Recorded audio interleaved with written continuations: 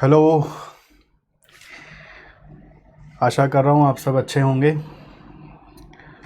समय जो है वो थोड़ा सा ख़राब चल रहा है। एक्सटर्नल एनवायरनमेंट पेंडेमिक का सेकंड इफ़ेक्ट देख रहा है। अपने आप को सुरक्षित रखना सबसे ज़्यादा ज़रूरी है। दूसरा हो क्या रहा है ना कि ठंडे से बचिए, क्योंकि अभी मौसम भी बदल रहा है। अचानक से हम हॉट सीज़न में एंट्री ले रहे हैं, तो मौसम बदलने के कारण कि अचानक आप धूप से जाके कोई ठंडा पानी पी लेंगे या फिर कोई कोल्ड ड्रिंक पी लेंगे तो वो रिएक्ट कर सकता है। उससे बचिए। और ज़रा सा रिएक्ट हुआ, कुछ भी हुआ तो ज़माना एक ही चीज़ बोलेगा कि कोविड हुआ है। सो फिर उसके प्रोटोकॉल्स को फॉलो करना पड़ जाएगा। सो prevention is better than cure, पढ़े हैं ना। खैर, इस वीडियो में हम लोग बात करेंगे आपके सीए फाइनल SCMP का MTP में 21 के जो न्यू क्वेश्चंस है उनके बारे में। सो MTP में यूजुअली रिपीट क्वेश्चंस रहते हैं, और जो भी नए क्वेश्चंस आते हैं वो यूजुअली जो पढ़े हुए होते हैं उसी टाइप के आते हैं। तो आउट ऑफ टोटल क्वेश्चन जो भी MTP में था उसमें से 4 नया क्वेश्चन बना, बाकी सब रिपीट में कट गया। तो मैं उस रिपीट को यहाँ डिस्कस नहीं कर रहा हूँ, बट जो 4 नया क्वेश्चन है मैं आपके साथ पूरा डिस्कस कर लेना चाहता हूँ। इस डिस्कशन से हो सकता है कुछ छूटा हुआ कॉन्सेप्ट आपका रिवाइज हो जाए, या फिर हो सकता है कि आप नया ही कुछ सीख लें। हर उन बच्चों को देखना चाहिए ये वीडियो जिनका एग्ज़ाम, ऐसा नहीं कि मई 21 में आ रहा है तो ही देखेंगे, जिनका एग्ज़ाम मई 21 या उसके बाद है, यानी नवंबर 21, मई 22, नवंबर 22, जिन्होंने स्पेशली क्लासेस ले ली हैं उनके लिए मस्ट है। जो लेने वाले हैं, ठीक है, उनके तो वीडियोस में ये सब घुस जाएंगे, बट जिन्होंने ले ली है उनके लिए वीडियो देखना मस्ट है। एक अप्रोच ये भी हो सकता है कि आप ये वाला जो शीट है ये हमारे SJC के टेलीग्राम चैनल में हमने डाल दिया है। आप इस शीट के क्वेश्चंस को अपने से अटेम्प्ट करें और फिर एनालिसिस में चेक करें, सेल्फ इवैल्यूएशन में बाय सीइंग द वीडियो, कि आप कितने हद तक सही भी कर पाए थे। ऐसा मुझे एक भी क्वेश्चन नहीं लगा कि ये किसी से होगा नहीं, ठीक है। सिमिलर क्वेश्चन है बट न्यू क्वेश्चन है, न्यू बट सिमिलर। तो जो चारों क्वेश्चन है वो आप कर सकते हैं, बट जब एकदम नया नया भाषा देखते हैं तो बहुत बार सिली मिस्टेक्स हम कर बैठते हैं। तो सिली मिस्टेक्स से बचने का उपाय यही है कि आपको अपने से अटेम्प्ट करना चाहिए। सो फर्स्ट क्वेश्चन वही नॉट फॉर प्रॉफिट ऑर्गेनाइजेशन को लेकर है, आपका favourite value for money framework, ठीक है। इंस्टीट्यूट का क्या मालूम इस पर्टिकुलर फ्रेमवर्क से क्या लगाव है, शायद ये दुनिया में बहुत ज़्यादा इंपॉर्टेंस गेन किया जा रहा है इसलिए शायद क्वेश्चन पूछ रहा होगा।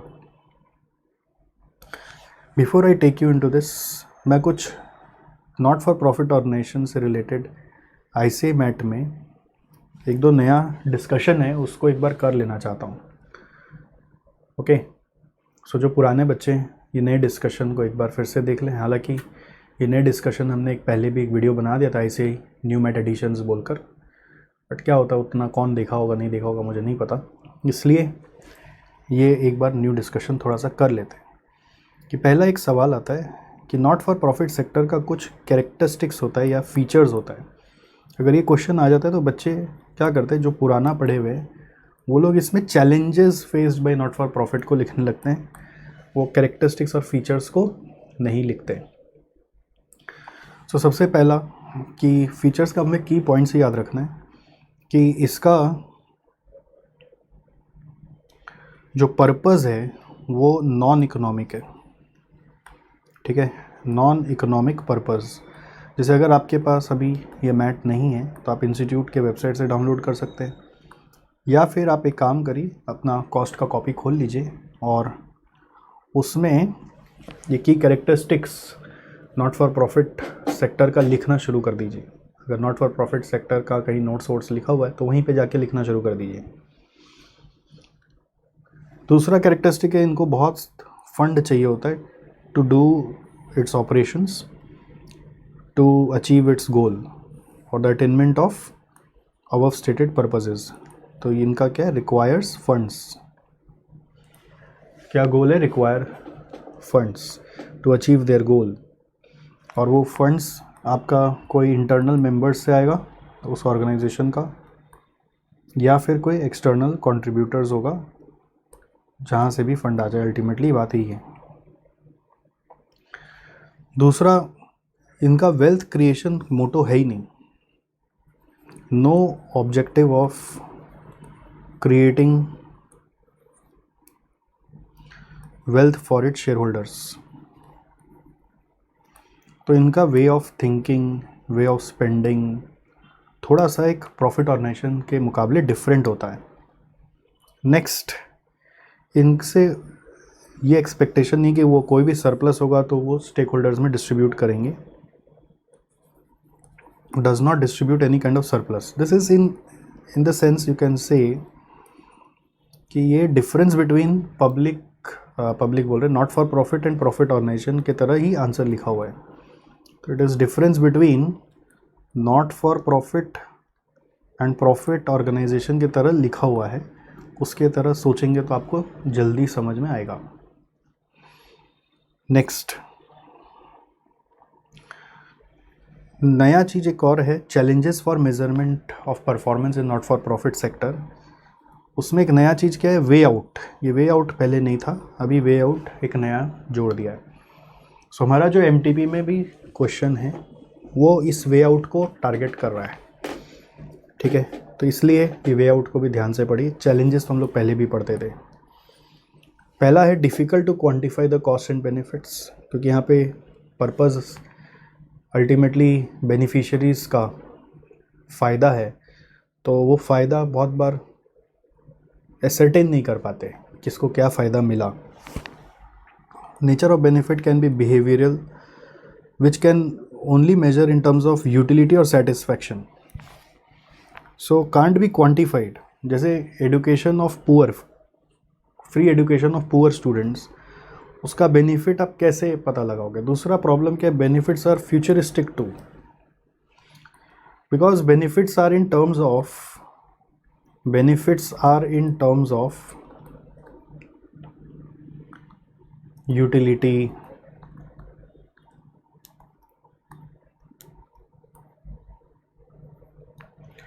satisfaction and may accrue in long run.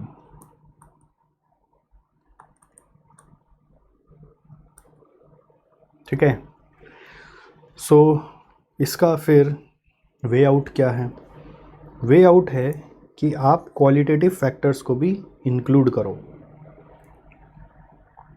ठीक है, क्वालिटेटिव फैक्टर्स को भी इंक्लूड करो.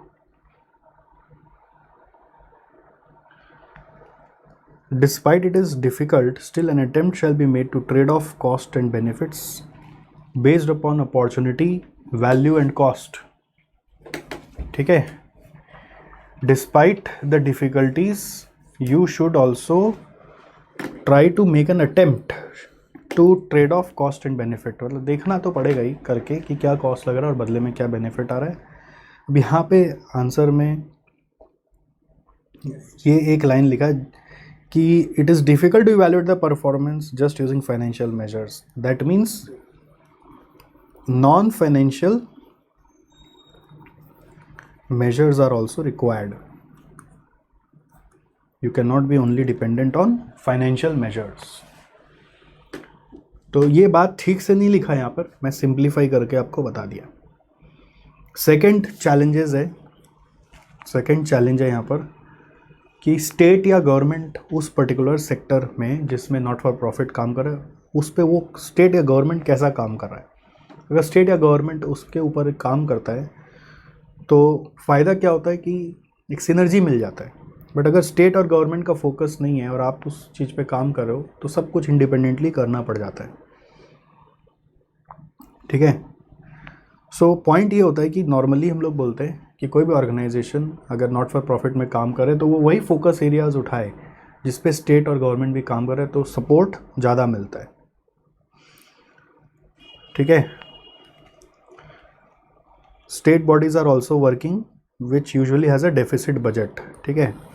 State which normally has access to large available fund and workforce, if performing well through its own bodies and agency, then merely a little bit left to do for other not-for-profit organization. But problem क्या होता है, state के पास budget deficit होता है. State itself is the funding source of both categories of not-for-profit organization, full for their own bodies and to some extent for NGOs through its welfare schemes. Hence, after considering both these factors, it can be concluded that performance of not-for-profit organization largely depends on performance and commitment of the state. अगर state committed है, अगर उसके पास fund का ही shortage है, तो may be fund के लिए आप सिनर्जी कर सकते हो, स्पेंडिंग स्टेट देख ले या फिर फंड कर दे स्टेट, हम लोग स्पेंडिंग को मैनेज कर लें, सो सिनर्जी आता है. तो इसका यहाँ लिखा है no specific way out, but ऐसे आंसर नहीं लिखना नो स्पेसिफिक वे आउट. यहाँ लिखा तो यही है, क्योंकि हम लोग जब मॉक टेस्ट पेपर भी देख रहे हैं ना, तो उसमें नया नया बात बता रहा है कि जैसे अब मैं पहले जब एडिशंस पढ़ाया होगा तो ऐसे ही बोल दिया होगा ना कि there is no specific way out, because institute में ही लिखा हुआ है. बट अब क्वेश्चन आंसर देख रहे हैं तो उसमें वे आउट बता रहे हैं, तो मैं आपको पहले से ही बता देना चाहता हूँ कि इसका वे आउट हो सकता है कि आप ऐसे नहीं कि बस फोरकास्ट करें, यहाँ पे लिखा हुआ है बस अपार्ट फ्रॉम प्रेडिक्टिंग और forecasting with accuracy as much as possible. But इसका वे आउट अभी इंस्टीट्यूट ने अपने एमटीपी में सजेस्ट कर दिया कि आप फ्लेक्सिबल परफॉर्मेंस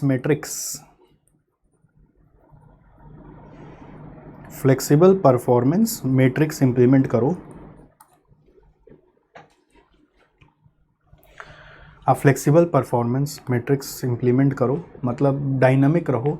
स्टेट जैसा जैसा अपना ऑब्जेक्टिव्स चेंज करता है, आप भी चेंज करते रहो, स्टेट के साथ साथ चलो, तो सिनर्जी मिलते जाएगा बेस्ड ऑन स्टेट्स परफॉर्मेंस. कहीं स्टेट कम है, अगर आपका सिनर्जी बैठ रहा है तो जहाँ स्टेट पीछे आप उस पर काम कर सकते हो. स्टेट का फोकस एरिया से मैच करते हुए परफॉर्मेंस मैट्रिक्स सजाओ. नॉर्मली एक चैलेंज ये भी होता है कि ये ऑर्गेनाइजेशन मल्टीपल ऑब्जेक्टिव्स लेके चलता है, एक ऑब्जेक्टिव पे काम नहीं कर रहा है. जैसे फाइनेंशियल ऑर्गेनाइजेशन एक ही ऑब्जेक्टिव लेके चलता है, क्या, wealth maximization of shareholders. But ये वाला जो ऑर्गेनाइजेशन है ये मल्टीपल ऑब्जेक्टिव्स रखता है हाथ में. क्या क्या होगा वो उनका गोल्स ये लोग डिफाइन करते हैं. कोई एनवायरनमेंट पे काम करेंगे तो फिर चाइल्ड एजुकेशन पे काम करेंगे, तो वुमेन एम्पावरमेंट पे काम करेंगे. सबका अपना अपना होता है. मल्टीपल ऑब्जेक्टिव्स रहते ही हैं क्योंकि मल्टीपल वे से उसके बहाने इनको फंड मिल जाते हैं. सो उसको हैंडल करने का वे आउट क्या है? वे आउट ये है कि आप प्रायोरिटाइज करो कि किस पे आप फोकस ज़्यादा करोगे. Prioritisation of objectives.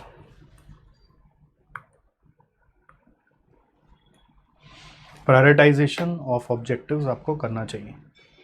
फोर्थ है measuring the utility of funds. ये भी एक नया चैलेंज है कि फंड का यूटिलिटी हमारे यहाँ पर ठीक से लिया जा रहा है कि नहीं लिया जा रहा है. तो उसके लिए एक तो नॉन फाइनेंशियल परफॉर्मेंस मेजर्स आपको इंक्लूड करने ही पड़ेंगे, बट इसके लिए पूरा एक फ्रेमवर्क है, वे आउट है. वैल्यू फॉर मनी फ्रेमवर्क जो आप लोग पढ़ते ही हैं, 3E फ्रेमवर्क.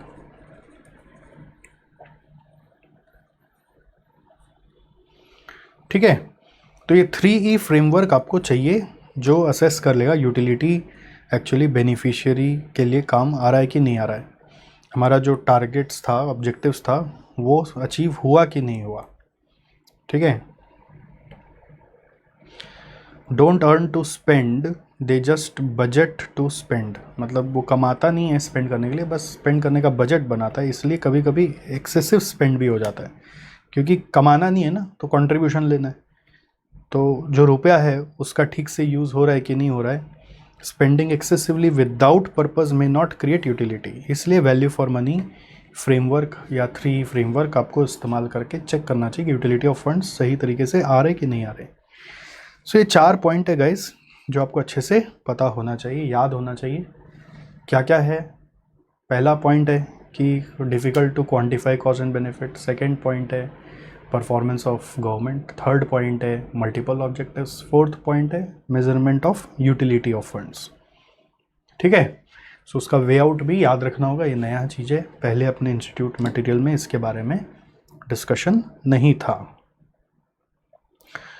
सो चलिए अब हम लोग आगे बढ़ते. ये डिस्कशन हो गया तो अब हम लोग आगे बढ़ते हैं इस क्वेश्चन में आ जाते हैं। यहाँ पर कैंसर रिसर्च फाउंडेशन है, CRF is not for profit organization, established 2 years ago in the form of charitable public trust, ठीक है, with the objective to conduct charitable activities related to disease of cancer and its patient in home country, hereinafter referred to as the said country.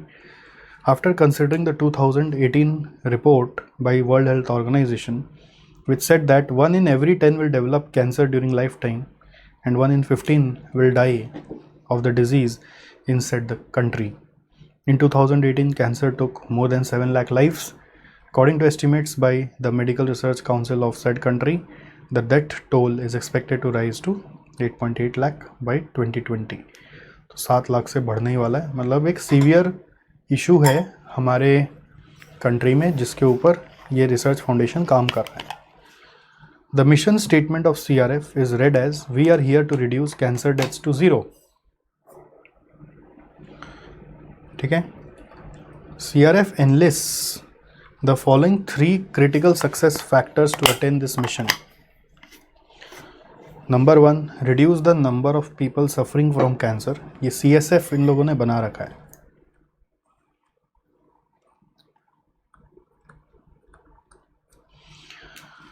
Number of people suffering from cancer, develop treatment facilities for cancer patients, fund research programs to study the causes of cancer and prevention therefrom.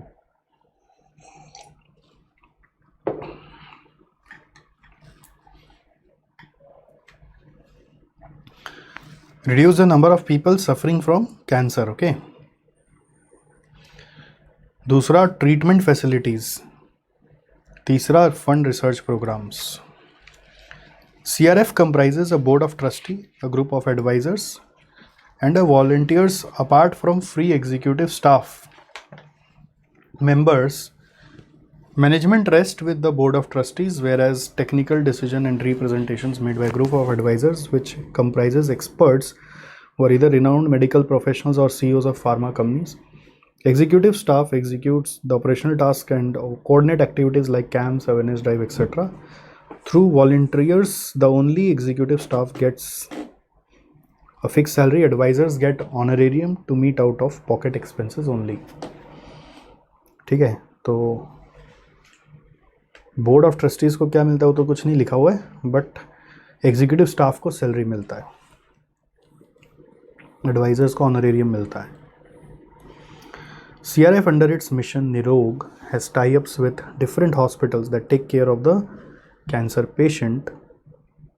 Nirog that has tie-ups with different hospitals that take care of cancer patient. CRF teams whenever come across any case of cancer patient who doesn't afford the treatment, intervene into the case and funds the treatment cost of such patients in said hospital.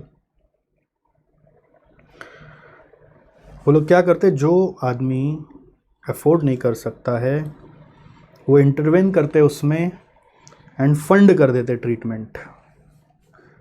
CRF sponsor the research projects undertaken by individual medical professionals, either self-employed or practice in association with the hospital, and experts from academia or industry in domains related to the disease of cancer.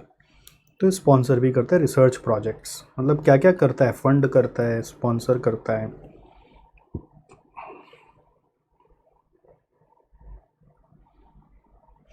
Tie up करता है, tie up with different hospitals that take care of the cancer patients. ठीक है, CRF gets donation from individual and corporates as part of their CSR initiatives, apart from grants from national and international bodies including WHO, Red Cross, etc. Even in recent years, the government also supported the CRF with certain subsidies and recognizes its efforts. Government से भी इनको support मिल गया. Volunteers devote time and physical efforts. CRF has a system of budgetary control and usually meets the budget target and hardly overrun the budget. इसको बोलते हैं ये economically चलता है, इससे इंडिकेट हो रहा है ये इकोनॉमिकल है। ठीक है, Group of advisors divided into subgroups, and each subgroup has assigned a list of volunteers to support the different allocated programs called missions, such as Sarva Nirmaya, Nirog, Aushadh, etc. Under Mission Aushadh, some of the pharma companies also engaged to develop the advanced treatment of treatment and medicines to cure cancer. Under Mission Sarva Nirmaya, सो ये औषध के बारे में बताया, दूसरा सर्व निर्मया के बारे में बता रहा है. Group of advisor make presentation to different stakeholders including the government on policy matters. Delegates of advisors attend different conferences and seminars wherein listen and present the views, which in turn share with associated volunteers for wider reach and build knowledge repository. ठीक है, तो कहानी एक cancer research foundation की है. 3 success factor बना रखे हैं उन्होंने. स्टाफ के बारे में, पेमेंट कैसे होता है वो बताया. निरोग के बारे में बताया कि टाई अप किया हुआ है, फंड करते हैं, स्पॉन्सर करते हैं. फिर इकोनॉमिकली उन्होंने बताया कि हमारे यहाँ पर हम लोग बजट ओवररन हार्डली करते हैं. और फिर औषध मिशन में हम लोग नया मेडिसिन का खोज करते हैं. सब निर्मया में हम लोग नॉलेज के ऊपर काम करते हैं. Now, first question is, Board of Trustees at CRF are in doubt and divided over the need for performance measurement and evaluation. Majority is in favor of justifying the need. State your opinion. 3 mark के लिए है, सोचो.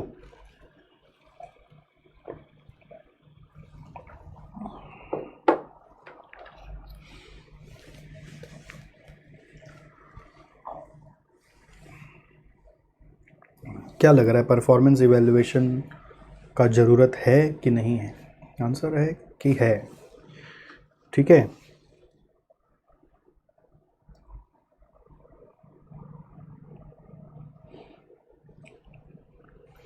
क्योंकि यहाँ पे finance ही performance measure नहीं हो सकता. यहाँ पर आपको बताना पड़ेगा आंसर में features of not for profit organization, जो मैं आपको पढ़ाया अभी. नॉट फॉर प्रॉफिट ऑर्गेनाइजेशन का ऑब्जेक्टिव वेल्थ मैक्सिमाइजेशन का नहीं होता है.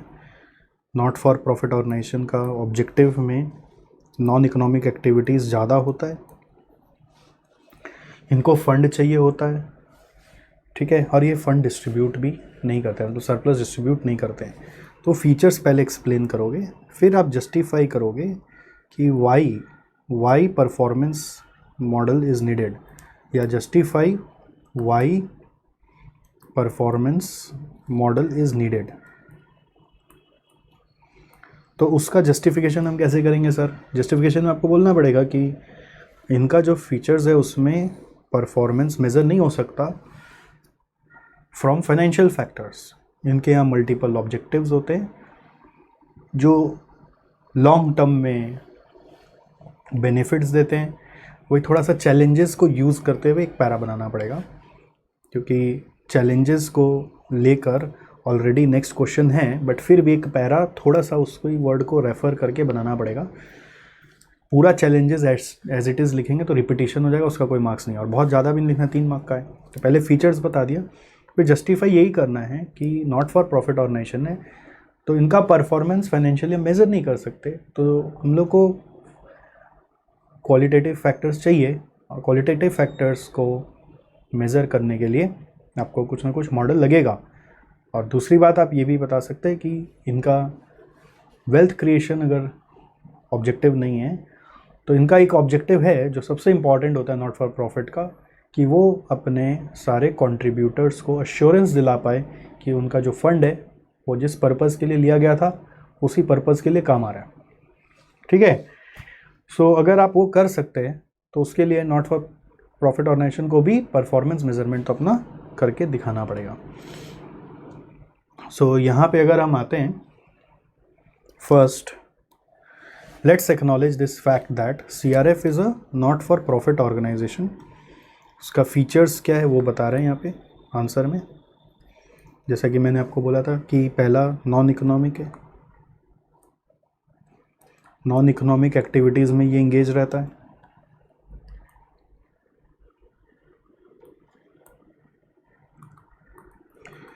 फंड चाहिए.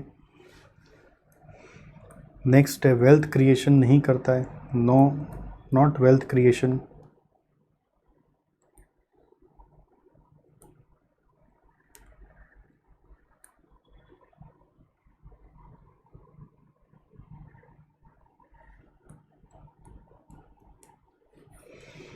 और तीसरा वो सरप्लस डिस्ट्रीब्यूट नहीं करता, नो डिस्ट्रीब्यूशन ऑफ सरप्लस। तो अल्टीमेटली जो परफॉर्मेंस मेजरमेंट का बेसिक्स होता था जिससे इजीली परफॉर्मेंस मेजर हो जाता है वो सब यहाँ लागू ही नहीं। तो इनका कुछ तो रिस्पॉन्सिबिलिटी है, responsibility towards the contributor of funds. तो इनका रिस्पॉन्सिबिलिटीज़ क्या रहता है, to assure that the fund is utilized, to assure that the fund is utilized for the purpose for which it was taken। ठीक है, so therefore performance management system is required।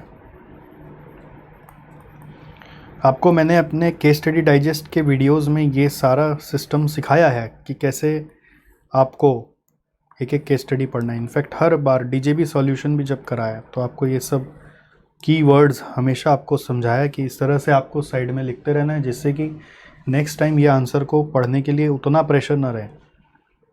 ठीक है, तो ये जो साइड में हमने लिखा उसी से ये आंसर हम पढ़ पाएँ। तो उससे भी ऊपर होता है ये कि फीचर्स और justify why performance model is required. तो ये उससे भी ऊपर है कि एकदम शॉर्टकट में आप समझ गए, बट उससे डेप्थ में जाना है तो ये, फिर इससे डेप्थ में जाना है तो अंदर का पढ़ो। ठीक है, सेकंड क्वेश्चन क्या है यहाँ पर,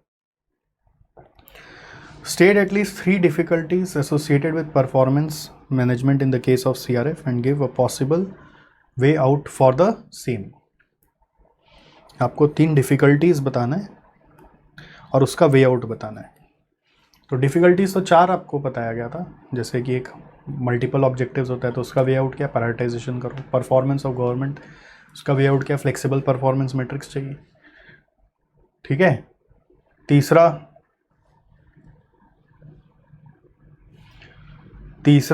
difficult to quantify cost and benefits also accrue in long run. तो नॉन मॉनेटरी वे से आपको परफॉर्मेंस मेजरमेंट करना है। और चौथा यूटिलिटी ऑफ फंड आपको मेज़र करने के लिए वैल्यू फॉर मनी फ्रेमवर्क जैसा कोई फ्रेमवर्क चाहिए। यहाँ पे पूछा 3 है, वे आउट भी लिखना है और आंसर अगर देखेंगे तो चारों बता दिया है।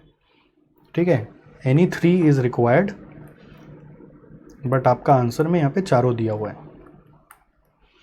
तो difficult to quantify the cost and benefits,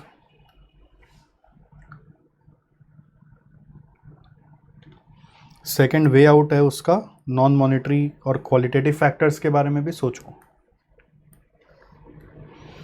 फिर performance and commitment of state, उसका वे आउट है फ्लेक्सिबल परफॉर्मेंस मैट्रिक्स, ये वे आउट है। तीसरा मल्टीपल ऑब्जेक्टिव्स, तो प्रायोरिटाइजेशन चाहिए। चौथा है measuring the utility of funds, तो आपको वैल्यू फॉर मनी फ्रेमवर्क चाहिए। हो गया इजी। नेक्स्ट थर्ड क्वेश्चन है, आइडेंटिफाई एटलीस्ट 2 KPIs की performance indicator against each of the critical success factor of CRF। तो यहाँ पे CSF दिया हुआ है, आपको एक एक का 2-2 KPI चाहिए। तो अपने से सोचो, कॉमन सेंस ही लगाना पड़ेगा। इसमें आप इंस्टीट्यूट का एग्जैक्ट से मैच नहीं करा पाएंगे, बट फिर भी इंस्टीट्यूट मेरे हिसाब से इसमें आपको फ्लेक्सिबल वे में मार्क्स दे देगा। तो number of people suffering from cancer का हो सकता है, ये तो मेज़र करने के लिए यहीं पे KPI है, number of people affected by cancer. ठीक है, affected in a year. Normally KPIs में बोलते हैं टाइम लाइन डाल देने से वो और ज़्यादा इफेक्टिव हो जाता है। नेक्स्ट सेकंड हो सकता है रिकवरी रेट, सेकंड हो सकता है रिकवरी रेट।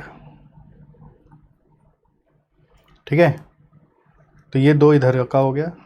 सेकंड आ गया ट्रीटमेंट फैसिलिटीज़ में, तो number of new treatment methods, per annum, added per annum. और ट्रीटमेंट फैसिलिटीज़ का इफ़ेक्टिवनेस चेक करने के लिए, जैसे एक ऐसे सोच रहे हैं हम लोग कि एक हम लोग देख रहे हैं कि अभी क्या है और अगर ये सच में अचीव कर पाए कि नहीं, उसके लिए रिकवरी रेट देखेंगे। वैसे ही नंबर ऑफ़ न्यू मेथड्स हमने देखा कि इसको हम कर पा रहे हैं कि नहीं, मतलब एक एक्शन से जुड़ा हुआ, एक उसका रिजल्ट से जुड़ा हुआ है। तो इसका रिजल्ट से जुड़ा हुआ दूसरा क्या हो सकता है कि आपका रिडक्शन इन डेथ रेट, ठीक है, रिडक्शन इन डेथ रेट। वैसे रिकवरी रेट और डेथ रेट एक जैसा ही साउंड करता है, थोड़ा डिफरेंट बनाना था तो बना दिया। तीसरा, फंड रिसर्च प्रोग्राम्स को लेकर नंबर ऑफ प्रोजेक्ट्स, ठीक है, अंडरटेकन, न्यू प्रोजेक्ट्स अंडरटेकन।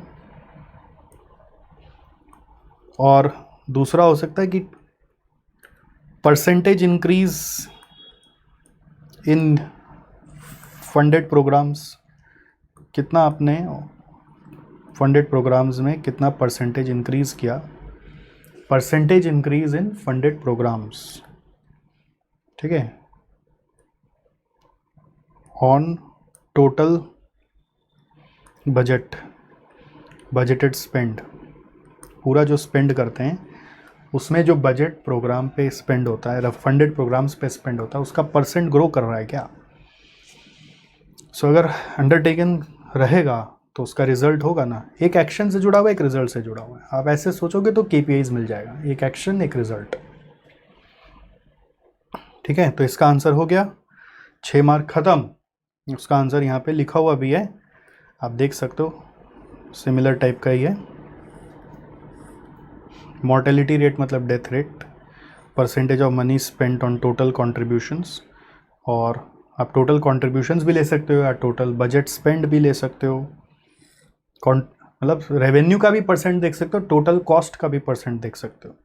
कोई ज़रूरी नहीं है कि और आपको रेवेन्यू का ही लेना, और ऑफ टोटल बजट स्पेंडिंग पे भी देखा जा सकता है,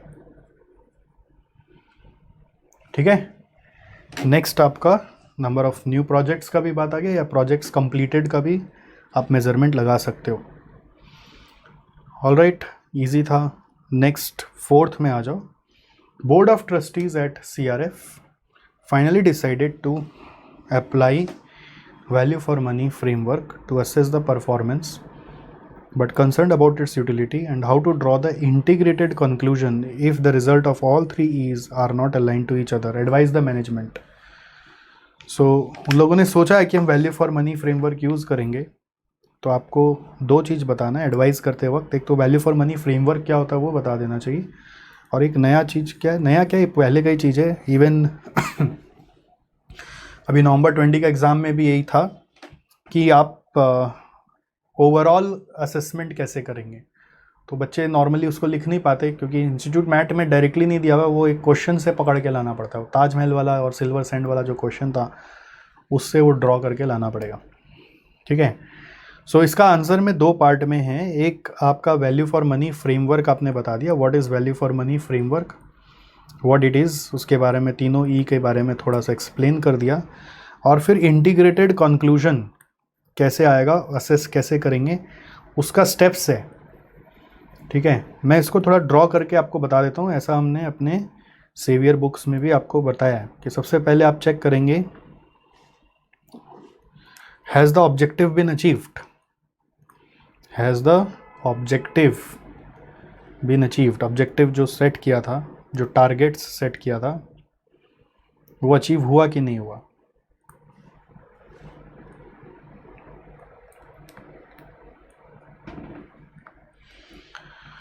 अगर इसका जवाब हाँ में है तो सेकंड क्वेश्चन अपने को चेक करना होता है। इफ़ यस, तो सेकंड क्वेश्चन चेक करना होगा कि are we within the budget, are we within the budget, मतलब एक्सपेंसेस के लिए आर वी नहीं लिखा, और expenses within the budget.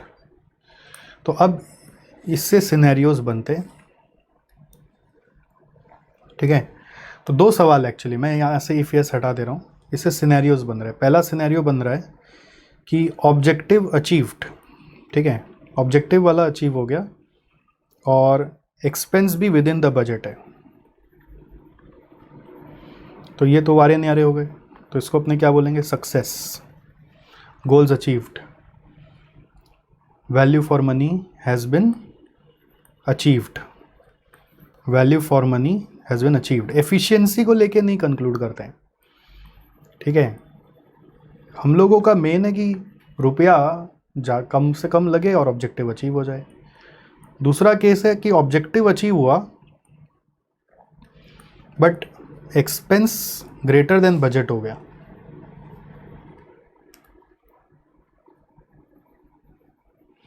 Objective तो अचीव हुआ but expense greater than budget हो गया। अगर ऐसा हुआ तो आपको ये देखना पड़ेगा कि कॉस्ट ओवररन का रीजंस क्या हुआ, कॉस्ट ओवररन का रीजंस क्या हुआ। अगर जस्टिफाइड था, ज़रूरत था, होता है ना कई बार एस्टिमेट ठीक से नहीं कर पाए थे, जस्टिफाइड देन ऑल्सो सक्सेस। अगर जस्टिफाइड नहीं था तो आपको कॉस्ट रिडक्शन करना चाहिए। तीसरा बात है कि ऑब्जेक्टिव, तीसरा बात यहीं पे लिख देते हैं, ऑब्जेक्टिव नॉट अचीव्ड। अब ऑब्जेक्टिव अचीव ही नहीं हुआ तो उसमें तुरंत कंक्लूड नहीं करना है। सो देखो मार्जिनल गैप है कि ह्यूज गैप है, मार्जिनल गैप और ह्यूज गैप। मान लीजिए 95% 98% हो गया है तो मार्जिनल गैप है, तो मार्जिनल गैप है देन अपने बोल सकते हैं इफेक्टिव है, provided cost, actual cost is less than budgeted cost और equal to budgeted cost. Huge gap है तो आपको अनसक्सेसफुल बोलना पड़ेगा। तो अनसक्सेसफुल होने से ऑल्टरनेट स्ट्रेटजीज आपको लगेंगे। You will need alternate strategies. तो अभी क्या होता है फ्रेंड्स, इसी को पैरा पैरा में तोड़ के लिखना है, ऐसे ड्रॉ करके नहीं आएंगे, पैरा पैरा में लिख के आएंगे।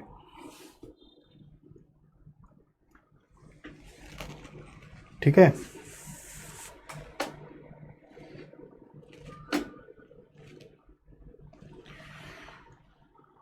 ये since exactly no institute mat में नहीं है, सम से मिलता है, तो बहुत बार बच्चे इसको ठीक से पढ़ते नहीं है, वो कैजुअली लेते हैं, वो कुछ करना है लिख देंगे।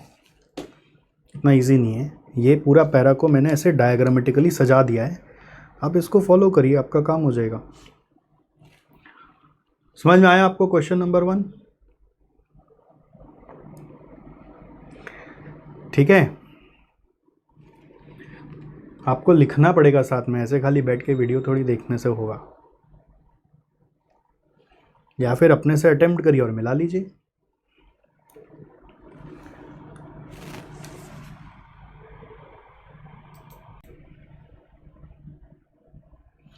चलिए आगे बढ़ते हैं, नेक्स्ट क्वेश्चन में आ जाइए। Question number 2 and this relates to theory of constraints, throughput accounting. अब जो क्वेश्चन है वो सारे प्रैक्टिकल क्वेश्चन है, तो आराम से आप हैंडल भी कर सकते हैं। Tasty food court is renowned local name all age of foodies for authentic taste and aroma. Aroma मतलब सुगंध। TFC has 2 divisions, Bake Studio and Hot Serve. Both the divisions are working independently in 2 different kitchens of small hall building. Mr. Palash and her daughter Avni manages the business, whereas son Subodh, who is a chartered accountant by profession, also support the business with management consultancy. देखा आपका role आ गया कि CA बन के आप क्या कर सकते हो, ये जो सब्जेक्ट पढ़ रहे हो उससे मैनेजमेंट कंसल्टेंसी भी कर सकते हो। Palash and her daughter Avni manages the business. Bake Studio division produces cupcake. Cupcake is baked in specially designed ovens, and owing to lack of ovens and space in the same, oven machines are considered as the bottleneck resource. ठीक है, Each cake requires 0.3 oven hours. If oven is at 350 degrees centigrade, 500 oven hours are available each month. तो maximum available है 500 oven hours. Each cupcake is sold for rupees 30 and direct material cost per cake is rupees 15. All other cost of operating ovens per month is rupees 22,500. So ये पूरा paragraph में हम लोग किसके बारे में बात की है? बेक स्टूडियो के बारे में और उसके केक के बारे में. उसका सेलिंग प्राइस है 30, मटेरियल कॉस्ट है 15. सो कंट्रीब्यूशन पर यूनिट आ जाएगा, जैसे इसको थ्रूपुट कंट्रीब्यूशन बोल सकते हैं आप, क्योंकि और कोई वेरिएबल कॉस्ट नहीं दिया हुआ है. टाइम पर यूनिट लगता है 0.3 ओवन आवर्स और मैक्सिमम 500 ओवन आवर्स ही है हमारे पास. Hot serve runs like cafe with reading facility.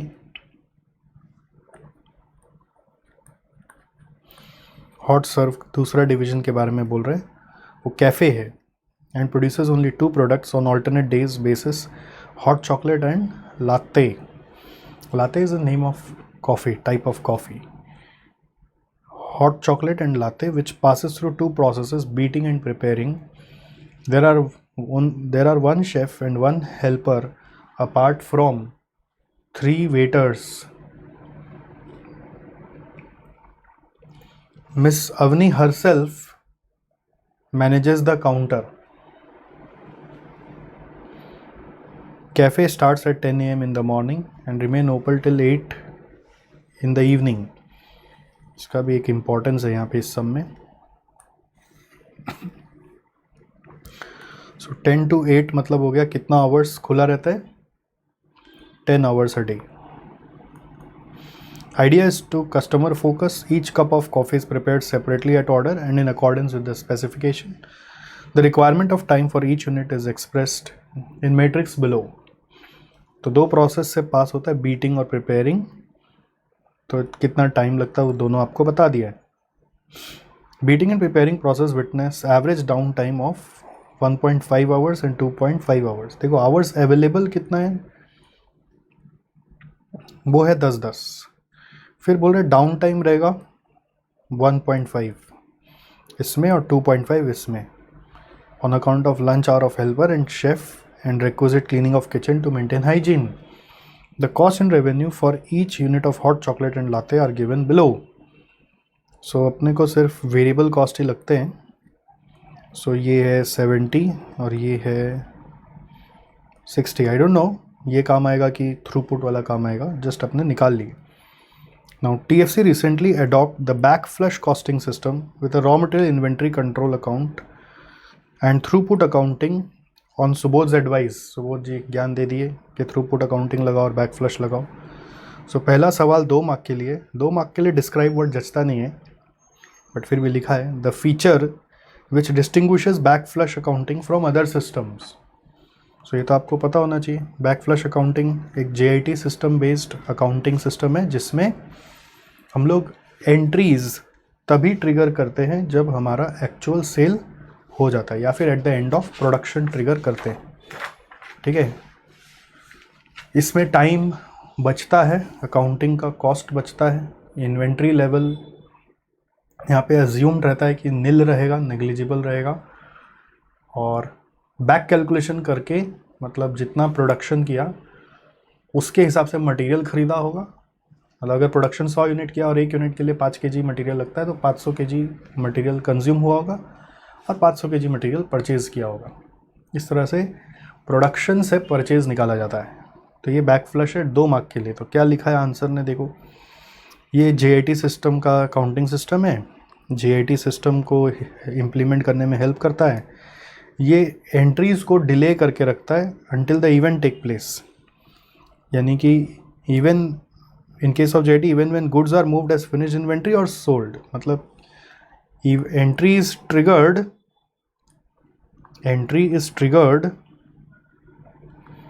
at the end of production or sales. सो ये कॉस्ट और टाइम सेव करता है, बट इसके अपने लिमिटेशंस भी है. बट 2 मार्क के लिए आप कितना लिखोगे? लिमिटेशंस भी है, वो सब आप अपने किताबों में पढ़ लीजिए। सेकेंड आ रहा है question, compute the cupcakes throughput accounting ratio and interpret the result. So throughput accounting ratio होता है throughput contribution per time period of bottleneck, per time period of bottleneck divided by conversion cost per time period of bottleneck. तो यहाँ पे bottleneck का oven, so throughput contribution per hour of oven आपको निकालना है, तो थ्रूपुट कंट्रीब्यूशन इसीलिए हमने लिख दिया था। तो थ्रूपुट कंट्रीब्यूशन पर आवर क्या आ रहा है, देखो 15/0.3 करो तो 15/0.3 करो 50 रुपीज़ आ रहा है। और ये कन्वर्जन कॉस्ट दिया हुआ है, ऑल अदर कॉस्ट मतलब मटेरियल को छोड़ के बाकी सब कॉस्ट यहाँ पे आ गया। सो इसका भी कन्वर्जन कॉस्ट भी पर आवर ऑफ बॉटलनेक निकालो। ये पर मंथ है और पर मंथ 500 आवर्स आपके पास है। सो 22,500/500 करेंगे तो ये आंसर आ रहा है 45। सो ये 50 है, ये 45 है।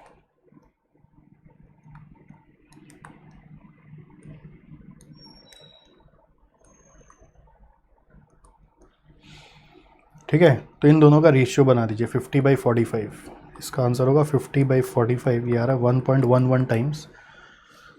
देखो जिसको करने में मज़ा आता है वो है 2 मार्क का, इंटरप्रिटेशन में मज़ा नहीं आता वो आता 4 मार्क का। तो ये तो कैलकुलेशन हो गया TAR। और इंटरप्रिटेशन क्या होगा, इंटरप्रिटेशन में आप लोगों को सिखाया हुआ है कि अगर TAR ग्रेटर देन 1 है, if TAR is greater than 1 तो वो प्रोडक्ट वायबल है, product is adding value to the organisation, is adding value to the organisation. तो करेंट सिनेरियो में TR ग्रेटर देन 1 है फॉर कपकेक, सो इसका प्रोडक्शन जारी रहना चाहिए, प्रोडक्शन टू बी कंटिन्यूड। जो चल रहा है वो चलाते रहो, वरी करने का दरकार नहीं है। सर इसके लिए 4 मार्क मिल जाएगा। 4 मार्क लेने के लिए एक और आपको व्हाट इज़ TR भी समझा देना पड़ेगा। ठीक है, व्हाट इज़ TR कैसे कैलकुलेट होता है, हाउ टू कैलकुलेट TR, उसका फॉर्मूला भी वापस लिख के बताना पड़ेगा कि ऊपर में इनफ्लो है नीचे में आउटफ्लो है। तो इनफ्लो जब ग्रेटर देन आउटफ्लो होता है तो TR ग्रेटर देन 1 होता है। ये सब थोड़ा सा और एक्सप्लेन कर देना है व्हाट इज़ TR, तो 4 मार्क मिल जाएगा। ठीक है, तो देखो आंसर यहाँ पे क्या दिया हुआ है 1.11, और इंटरप्रिटेशन में व्हाट इज़ TR यहाँ पे बता रहा है it's relation between earning revenue and incurring cost in terms of battle, लिखा हुआ बॉटल होगा। ठीक है, तो उसमें रेशियो ग्रेटर देन 1 का मतलब क्या है, कप केक का सिनेरियो में क्या है, बस ख़त्म। यहाँ पे एक अच्छा नॉलेज दिया गया है जो हम लोग नॉर्मली क्लास में भी नहीं पढ़ें, तो नॉलेज ले लेते हैं कि पहला चीज़ थ्रूपुट अकाउंटिंग कब बेनिफिशियल होता है। ठीक है, वो नॉलेज एक अच्छा नॉलेज है, वो आपको समझना चाहिए। थ्रूपुट अकाउंटिंग कब बेनिफिशियल होता है, थ्रूपुट अकाउंटिंग एकदम शॉर्ट टर्म डिसीजन मेकिंग के लिए सही होता है। ठीक है, आएगा आंसर में, मैं पढ़ाऊँगा कि शॉर्ट टर्म का डिसीजन मेकिंग में क्या होता है कि हम लोगों का जो लेबर कॉस्ट है वो फिक्स्ड हो सकता है। जैसे जब मैं क्लास में पढ़ाता था तो मैं ये बोलता था कि बॉटल नेक को सिंक्रोनाइज करने के लिए हम लोग नॉन बॉटलनेक में अननेसेसरी प्रोडक्शन नहीं करना चाहते, इसलिए नॉन बॉटलनेक के वर्कर को ऐसे हायर करते कि उसका कॉस्ट फिक्स्ड हो जाए। उनको वेरिएबल वेज रेट नहीं देके फिक्स्ड वेज रेट दिया करेंगे, जिससे वो अननेसेसरी ज़्यादा प्रोड्यूस नहीं करेगा अपने बेनिफिट के लिए। बट एक बात और इस सोल्यूशन में ऐड किया गया है कि देखो in a short period of time, से 2 to 3 months period, even if your variable rate is paid to the worker, you can not just expel your worker. आप उनको ले ओवर नहीं कर सकते, आपका उनका कुछ कॉन्ट्रैक्ट होता है ना कि नोटिस पीरियड रहेगा 2 महीना का, 3 महीना का। So seeing that notice period in mind, आपका labour cost by default even if variable भी चल रहा है तो फिक्स्ड है। तो अगर एक शॉर्ट पीरियड के लिए कोई डिसीजन मेकिंग चल रहा है तो भी थ्रूपुट अकाउंटिंग चल सकता है। लॉन्गर पीरियड में थ्रूपुट अकाउंटिंग क्वेश्चनेबल हो सकता है, बिकॉज उस समय तो हमारा लेबर कॉस्ट वेरिएबल हो सकता है। तो अगर आप लॉन्गर पीरियड में भी चलाना चाहते हो तो आपको लेबर कॉस्ट फिक्स करके अपना बिजनेस को रीऑर्गेनाइज करना पड़ेगा, अपना कॉस्ट स्ट्रक्चर को सजाना पड़ेगा। दूसरा एक कॉन्सेप्ट यहाँ पे और अच्छा बताया है कि थ्रूपुट अकाउंटिंग और नॉर्मल जो आप ऑप्टिमम मिक्स सजाते हो की फैक्टर को लेकर, जिसको मार्जिनल कॉस्टिंग में अपने सीखते थे ना, उसमें और इसमें क्या फ़र्क है। बोलते थ्रूपुट अकाउंटिंग आपको सिर्फ मैनेजमेंट रिपोर्टिंग में हेल्प कर रहा है, बट लिमिटिंग फैक्टर वाला जो कॉन्सेप्ट आप लोग मार्जिनल कॉस्टिंग में सीखते हो उसमें भी तो कॉन्स्ट्रेंट्स वगैरह आते हैं, रैंकिंग करते हो ना कंट्रीब्यूशन पर आवर के हिसाब से। तो वो एक फाइनेंशियल टूल है टू अंडरस्टैंड कि हमारा मैक्सिमम प्रॉफिट क्या है। मतलब थ्रूपुट का मेन यूज़ है इंटरनल मैनेजमेंट रिपोर्टिंग, और लिमिटिंग फैक्टर का यूज़ से आप अपना एक्सटर्नल रिपोर्टिंग भी कर सकते हो। इसी एक डिस्टिंग्विश्ड फैक्टर यहाँ पे बताया गया है। तो मैं चाहता हूँ कि आप इसको पढ़ लें। यहाँ पर ये अच्छा नॉलेज यहाँ पे दिया गया है इंस्टीट्यूट की तरफ से, which is discussing about throughput accounting versus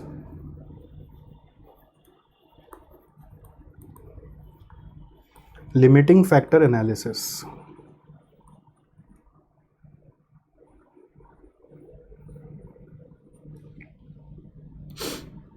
Both approach moves around bottleneck. Throughput is considered as approach to management reporting, whereas limiting factor is a financial analysis tool to enhance revenue or contribution. तो throughput का ज़्यादातर use हम लोग यही लेते हैं decision लेने के लिए कि प्रोडक्ट बनाएं कि नहीं बनाएं, ठीक है।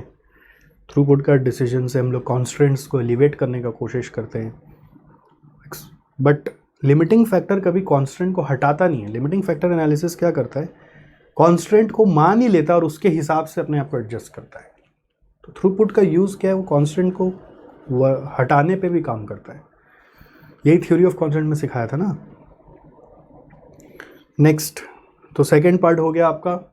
थर्ड पार्ट में आऊँ, if maximum possible sale in a day for hot chocolate and latte is 50 and 62 cups respectively, then prepare the daily production plan that would maximize the contribution. Use both throughput and traditional approaches. दोनों से करके दिखाओ। Traditional मतलब limiting factor approach से भी और throughput से भी।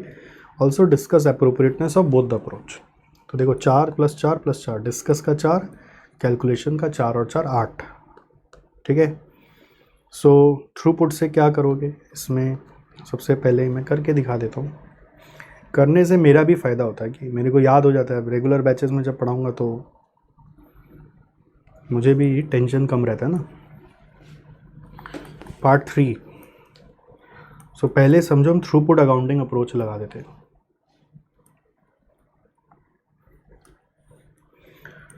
ठीक है, तो इसमें एक ट्रिक है सम को करने में। हमारे पास 2 प्रोसेस है।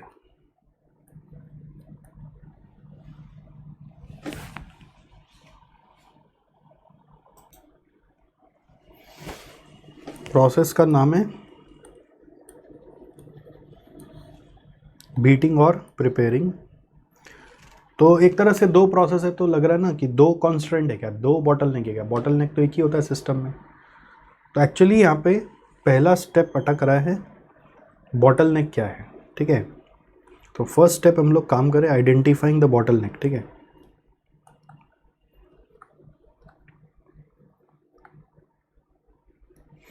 तो प्रोसेस में अपने पास बीटिंग और प्रिपेयरिंग कैसे आइडेंटिफाई करेंगे। देखो, जो प्रोडक्शन को रोक के रखेगा वही बॉटलनेक होगा। टाइम अवेलेबल, अगर हम मिनट्स में ले जाएंगे क्योंकि आवर्स बहुत छोटा है ना, 10 आवर्स 10 आवर्स। तो 10 आवर्स कैसे पता चला सर, 10 AM to 8 PM से। तो 10 × 60 करके 600 मिनट्स आप बोल सकते हो। फिर डाउन टाइम चला गया, बीटिंग में 1.5 घंटा, तो ये हो गया 90, उसमें हो गया 2.5 घंटा, ये हो गया 150।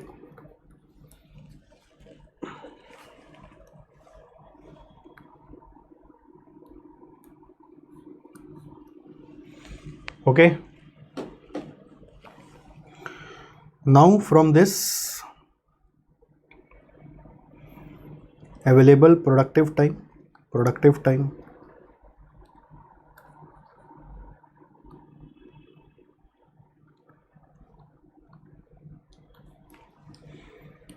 प्रोडक्टिव टाइम अवेलेबल कितना है? 510 और 450। तो अभी भी रिक्वायर्ड टाइम नहीं पता है ना।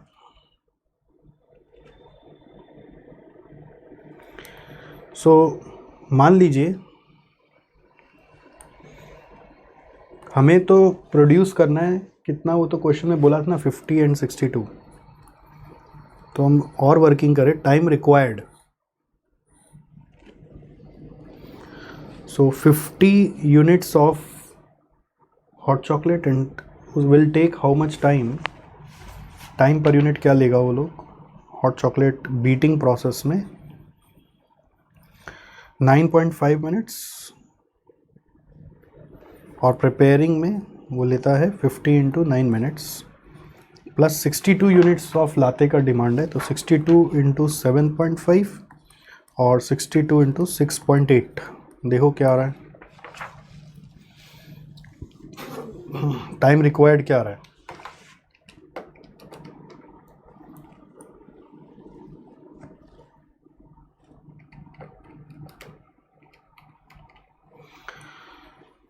$940 आ रहा है।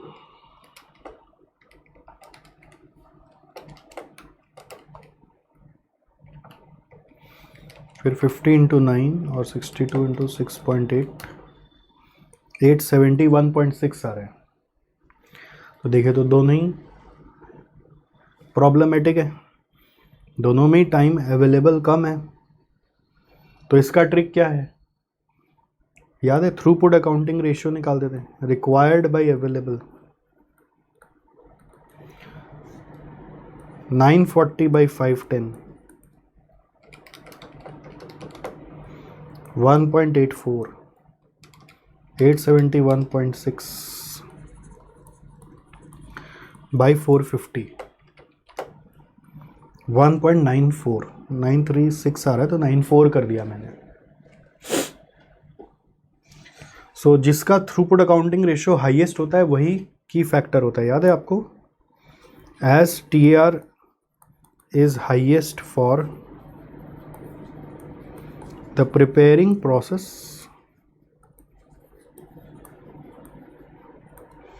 it is the only constraint or bottleneck।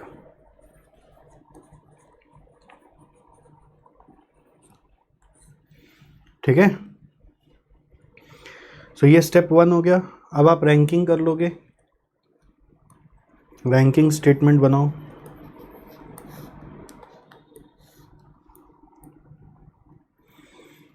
Hot cake, hot chocolate लाते,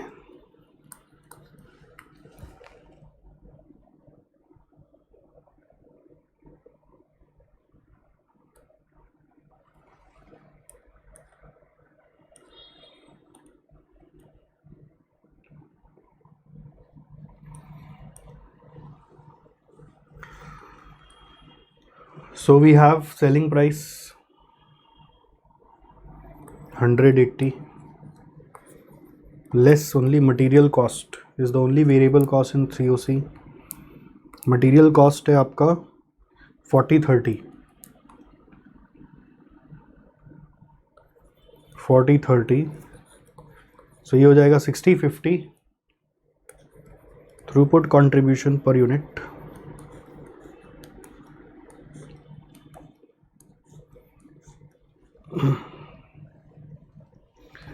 फिर आएगा आपका बॉटलनेक टाइम पर unit, which is equal to preparing process का टाइम,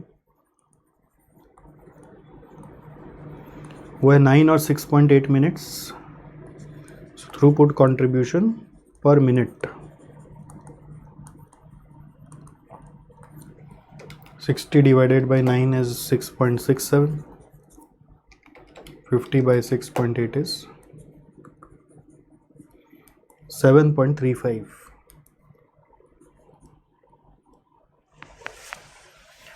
सो यहाँ पे रैंक आ गया 2 और 1, लाते इज मोर प्रॉफिटेबल। अब आप अपना ऑप्टिमम मिक्स खाली टेबल बना सकते हो ना अपने आप, मैं नहीं कर रहा हूँ, अपने आप बनाइए, पॉज करिए, अपने आप बनाइए। आपके पास प्रिपेयरिंग का टोटल टाइम अवेलेबल आपको मालूम है 450, उसको रैंक 1 को पहले दे दीजिए। सो आप यहाँ पे सॉल्यूशन देख सकते हो, ठीक है। 3 और 1, 2 और 1 रैंक आ गया, और फिर रैंक 1 को पहले देना है उसका मैक्सिमम, ये रैंक 1 को पहले देना है, फिर रैंक 2 को देना है बैलेंसिंग फिगर। देख रहे टोटल एक्चुअल प्रॉब्लम क्या हो रहा है कि यहाँ पर रैंक 1 को हमने 421.6 दिया, तो बैलेंसिंग बच रहा है 450 डिवाइडेड बाई 450 माइनस 421.6, तो ये आ रहा था 28.4 एक्चुअली, बट 28.4 डिवाइड बाई 9 कर रहे हैं ना, तो 3.15 आ रहा है, उसको 3 ले लिया गया है। नॉर्मली मैं क्लास में क्या सिखाता हूँ, पॉइंट भी रहने दो, बट यहाँ पे पॉइंट्स नहीं ले रहे, होल नंबर कर दिया गया है, तो इसके कारण थोड़ा टाइम आइडल छोड़ दिया गया 1.4 आवर्स। क्यों छोड़ दिया गया? बिकॉज ये कस्टमाइज चीज़ है ना, आप पहले से बना के कैसे रख देंगे? 3 बन सकता है तो 3 बनेगा, ठीक है। अगर हम स्टैंडर्ड प्रोडक्ट बना रहे तो हम थोड़ा सा अपने से बना के रख लिया, अगला दिन कंटिन्यू कर लेंगे। तो यहाँ पे होल नंबर क्यों रखा, उसका लॉजिक है कस्टमाइज प्रोडक्ट है। क्वेश्चन में स्टार्टिंग में बोला था कस्टमर आता है जैसा वैसा बना के ऑर्डर बेसिस में देते हैं, तो उसका फिर कंट्रीब्यूशन थ्रूपुट के हिसाब से 60-50 मालूम है, तो टोटल थ्रूपुट कंट्रीब्यूशन आ गया 3280। Alright, next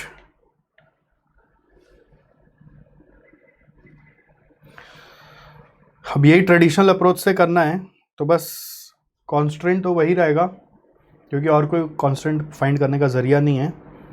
under traditional approach also जब सेकेंड पार्ट हम लोग करेंगे, जो इसमें मैं एक लिख देता हूँ, थर्ड स्टेप है आपका ऑप्टिमम मिक्स। अब अगर हम सेकेंड पार्ट में आ रहे हैं which is our traditional approach,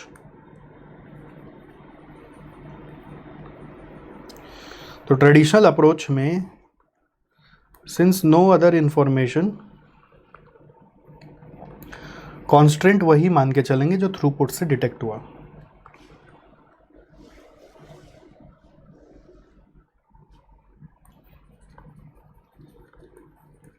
preparing process, तो बस ट्रेडिशनल में क्या होगा, थ्रूपुट कंट्रीब्यूशन नहीं लेकर सारे वेरिएबल कॉस्ट को ले लेंगे और कंट्रीब्यूशन पर यूनिट से कंट्रीब्यूशन पर मिनट निकाल के रैंकिंग करके फिर एलोकेशन करेंगे, ठीक है। तो जस्ट रैंकिंग विल चेंज, मैं इंटेंशनली नहीं कर रहा हूँ, बहुत आसान लग रहा है, आई होप आप कर पाएंगे अपने आप। Selling price less variable cost से कंट्रीब्यूशन आ गया, टाइम रिक्वायर्ड पर यूनिट है, यहाँ पे सारे वेरिएबल कॉस्ट आ गए, ठीक है, ऑल वेरिएबल कॉस्ट आ गया, और फिर कंट्रीब्यूशन पर यूनिट निकाल के रैंकिंग किया, रैंक इस बार अपोजिट हो गया 1 और 2, और फिर एलोकेशन करने के समय पहले आपने हॉट चॉकलेट्स का मैक्सिमम बना लिया, सेकंड फिर बैलेंसिंग फिगर लाते का बना लिया। एक्चुअली आपके पास जितना टाइम था वो हॉट चॉकलेट में ही कंज्यूम हो गया, लाते में आपका कुछ एक्चुअली टाइम बचा ही नहीं, तो इससे टोटल कंट्रीब्यूशन 1500 आ रहा है। अब आप ये नहीं बोल सकते इससे अच्छा तो वही था, उसमें कंट्रीब्यूशन तो ज़्यादा आ रहा था, तो इसमें वेरिएबल कॉस्ट में सिर्फ मटेरियल लिया गया था ना, और भी तो अदर कॉस्ट है, तो डिपेंड करता है आप अदर कॉस्ट पे क्या कंट्रोल रखे हुए, उस पर नेट बेनिफिट डिपेंड करेगा ना। इसमें तो और भी वेरिएबल कॉस्ट माइनस किया हमने। सो इसमें जो नया चीज़ था वो था discuss the appropriateness of both the approach. यहाँ पे एक पार्ट 3 में लास्ट में बोला ना अप्रोप्रिएटनेस, ये मेरे हिसाब से बच्चे नहीं लिख पाते अगर ठीक से नहीं पढ़ो तो, और एक्चुअली उतना ज़्यादा कुछ अपने इंस्टीट्यूट मटेरियल में इसके बारे में जिक्र भी नहीं है। अभी हमारा जो लेटेस्ट बैच हो रहा है ना 21 हम लोग ये सब इसको उसमें इनकॉर्पोरेट कर दिए, बट पुराने वालों को तो ऐसे ही एक बार समझना पड़ेगा क्या क्या नया पनप क्या आ रहा है। तो आपके समय भी जब पढ़ाया था तो आपके पुराने वाले को ऐसे ही पढ़ना पड़ रहा था, आपके एक टाइम सब अप टू डेट हो गया था, ठीक है। तो डिस्कशन यही है कि फॉर शॉर्ट टर्म, जैसे for short term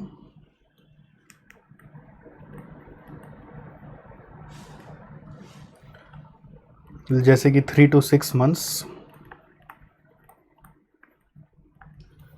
labour is a fix cost because of termination clause, because of termination clause होता है ना कि आप ऐसे फट से थोड़ी कोई किसी को निकाल सकते हैं। और दूसरी बात है कि आपका एक्चुअल में वेरिएबल ओवरहेड का नेचर क्या है, this is one point. Second point है कि जो आप कॉस्ट ज़बरदस्ती फिक्स्ड बना रहे हो, जैसे लेबर का बात हो गया, और एक वेरिएबल ओवरहेड को भी तो आप फिक्स बना रहे हो ना, तो नेचर ऑफ वेरिएबल ओवरहेड क्या है, ठीक है, कि is it really variable, can it be made fixed. So ये दो क्रिटिकल क्वेश्चंस हैं which justify throughput accounting. Okay, so throughput accounting is justified if two conditions are met.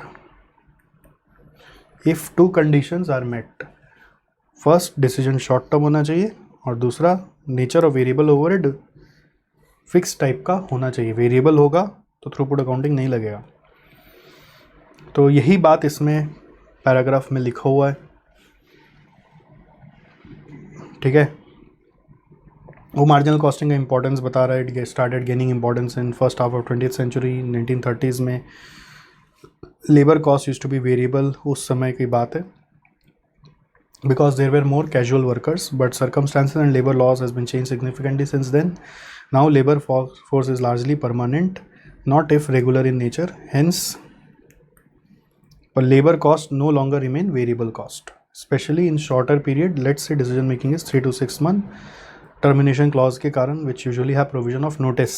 Throughput approach gives importance to this substance and consider only material cost as real variable cost, hence rather considering the contribution after deduction of all variable costs, it computes throughput contribution by reducing material cost from revenue. Hence use of throughput costing can make decision more relevant because it considers the true nature of cost. ठीक है, अब ये सब बातें ना question से आती है पनप पनप के। हम लोग इंस्टीट्यूट मैट में नहीं था तो हम लोग इस तरह की बातें पहले क्लास में नहीं करे थे, नहीं किए थे, मैं तो सच बता रहा हूँ आपको। इसलिए ये सब वीडियोस देखना बहुत ज़्यादा ज़रूरी है। जो भी आने वाला समय में भी मैं ऐसे वीडियोस निकालूँ वो देखना ज़रूरी है, क्या पता कुछ नया आ गया हो। अब ये जो नया मिल गया उसको थ्रूपुट अकाउंटिंग का नोट्स में जाके लिख लो, so that day before exam हर वीडियो में जा जाके कहाँ खोजोगे। अभी सुन लिए, अभी कहीं और लिख लिए, बाद में कहीं और लिख लेंगे, ऐसे नहीं होना चाहिए। सब तुरंत जाके वहीं सिंगल प्लेस पे लिख लेना चाहिए,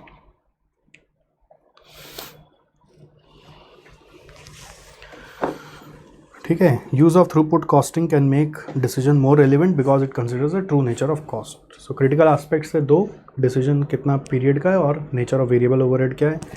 It is important to note that marginal costing approach requires only variable cost to be used to calculate contribution. If only material costs are variable, अगर एक कंपनी है जिसमें सिर्फ मटेरियल कॉस्ट ही वेरिएबल है, if a company has material cost as the only variable cost, उसके और कोई वेरिएबल कॉस्ट है ही नहीं, तो मार्जिनल कॉस्टिंग और थ्रूपुट तो एक ही हो जाएगा। Marginal costing will be equal to throughput. तो डिफरेंस कब अराइज करेगा, जब एक्चुअली वेरिएबल कॉस्ट और भी अलग अलग हैं। अगर आपके यहाँ लेबर वेरिएबल ओवरहेड भी फिक्स टाइप की कॉस्ट है तो थ्रूपुट अलग रिजल्ट शो करेगा, मार्जिनल कॉस्टिंग अलग रिजल्ट शो करेगा। Overall decision of maximisation can be taken using either of traditional और थ्रूपुट कॉन्ट्रीब्यूशन। कंट्रीब्यूशन मैक्सिमाइज करने के लिए आप ट्रेडिशनल भी जा सकते हैं, थ्रूपुट में भी जा सकते हैं, कहीं से भी कंट्रीब्यूशन मैक्सिमाइज होगा। बट अल्टीमेटली कौन सा अप्रोप्रिएट होगा, तो appropriateness depends on the two questions, nature of variable overheads and labour cost and your period, short period और long period. So depends on variability of labour and variable overhead number 1 and depends on time horizon of the decision number 2। Ultimately दो ही बात याद रखना है जो मैं यहाँ पे साइड में लिख दिया, ठीक है। नया चीज़ सीखा ये मेरे हिसाब से। तो ये सेकंड क्वेश्चन आपका ख़त्म हो गया। ऑल राइट, आइए कंटिन्यू करते क्वेश्चन नंबर 3 के साथ। ये एक रेलेवेंट कॉस्टिंग का क्वेश्चन है, साधारण रूप से ऑल्टरनेटिव्स को इवैल्यूएट करना है इसमें।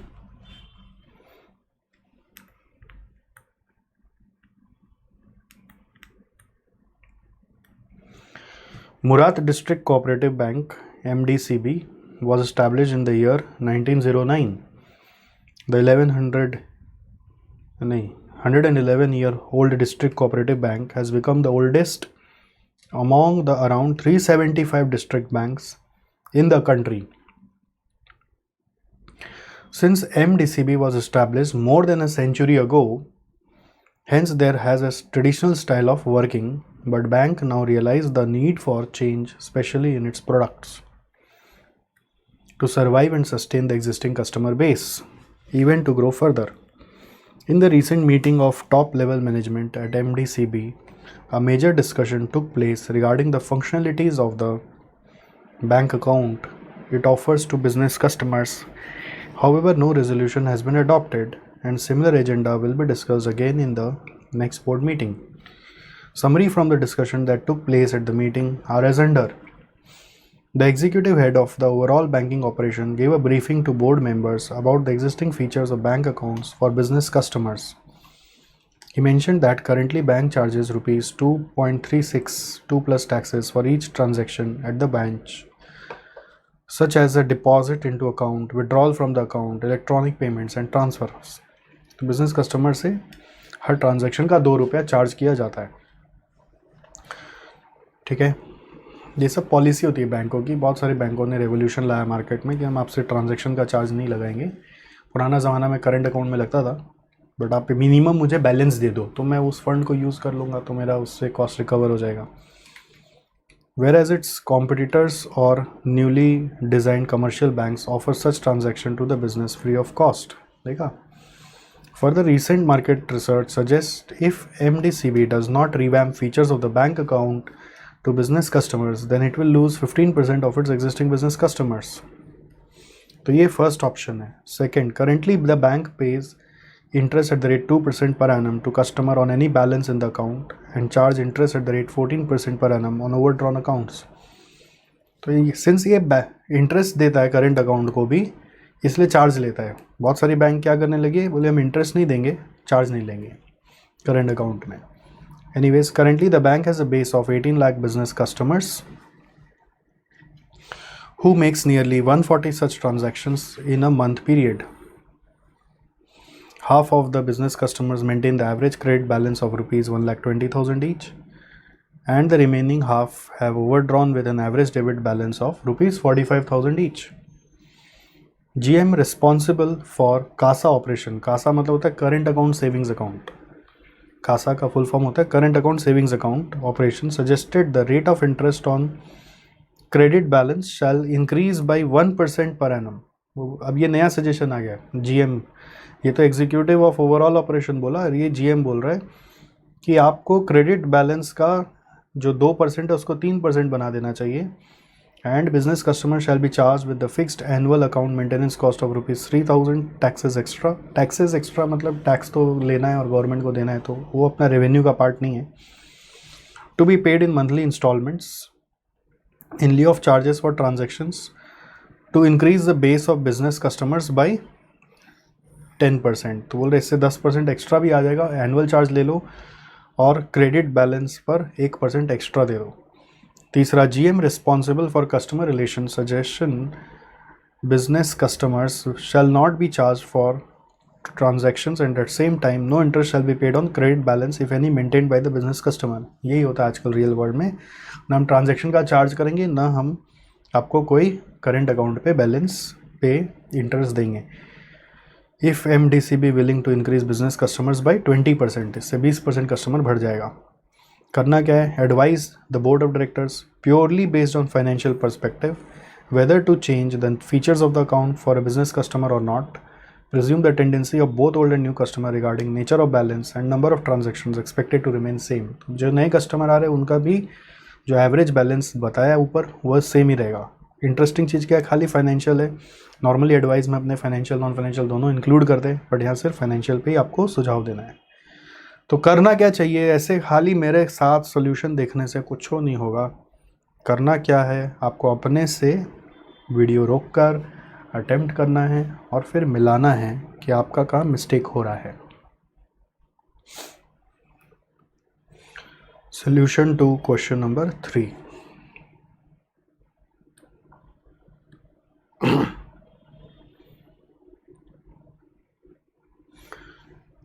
Alternative 1, which is current status. Alternative 2, which is as per GM of CASA. Alternative 3, as per GM of customer relations.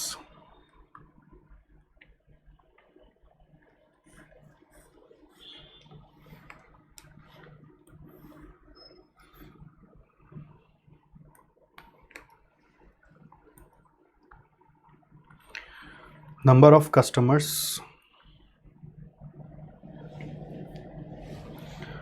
current status है 18 लाख,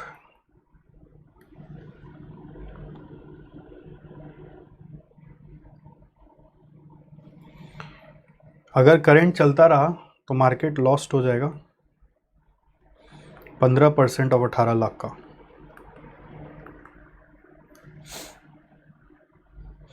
बोला था ना, करंट चलते रहिए तो 15% लूज कर जाओगे आप।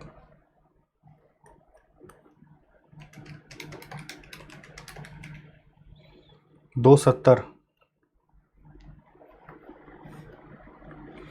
ये हो जा रहा है 1530।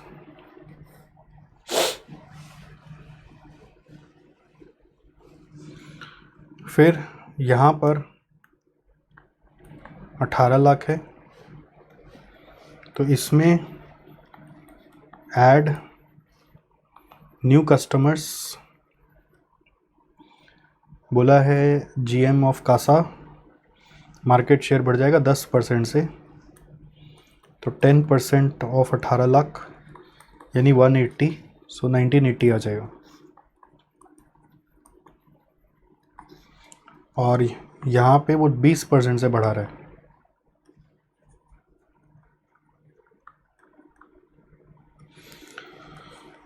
21,60,000। ठीक है,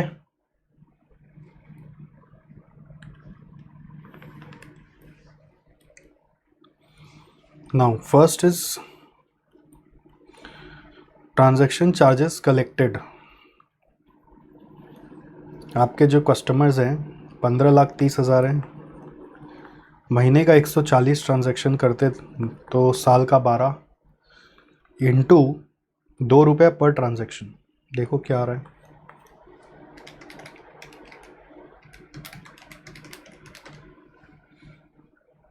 रुपीज़ इन लैक्स करेंगे ना तो 51,408 आ जाएगा।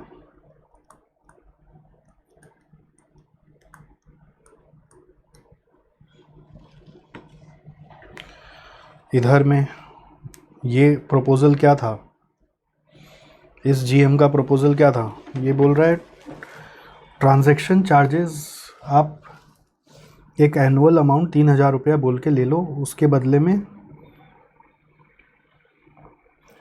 फिक्स्ड एनुअल मेंटेनेंस कॉस्ट ले लो, ट्रांजैक्शन चार्जेस बोल के मत लो।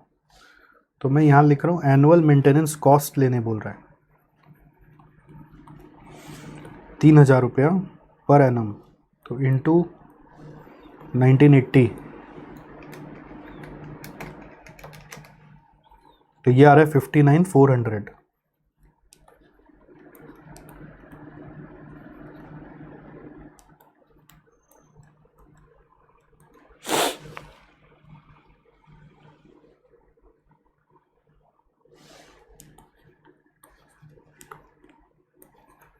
ठीक है, और थर्ड केस में क्या बोल रहे हैं, ट्रांजैक्शन का कोई चार्ज नहीं लगना चाहिए, तो ये वाला अमाउंट यहाँ पे दोनों तरफ से ही हट गया। तो ये सब कलेक्शन है, इनकम है। फिर आप इंटरेस्ट पे कर रहे हो, interest paid on credit balance. So 15,30,000 customer है, क्रेडिट बैलेंस वो 45,000 मेंटेन करते हैं एवरेज में। देखिए यहाँ लिखा हुआ था ना 45,000, सॉरी एवरेज क्रेडिट बैलेंस है 1,20,000, 45,000 ओवर ड्रॉन है, तो इंटू 1,20,000 हो जाएगा। ठीक है, और आपको पहला करंट केस में आप 2% देते हैं, तो देखो ये क्या आ रहा है 15.3 इंटू 1,20,000 इंटू 2%। और इसमें एक और चीज़ है, हाफ वाला चीज़ भी है। देखो half of the business customers maintain credit balance and the remaining half have overdrawn, तो इसमें 50-50 का केस है, तो इंटू हाफ भी कर देना है, डिवाइडेड बाई 2, 18,360। तो इनको हमने पेमेंट किया। जीएम कासा क्या बोला, इंटरेस्ट जो पे करते हो 1% से बढ़ा दो, सो 15,30,000, 15,30 नहीं है sorry 19,80,000 into 1,20,000 into 3% into half,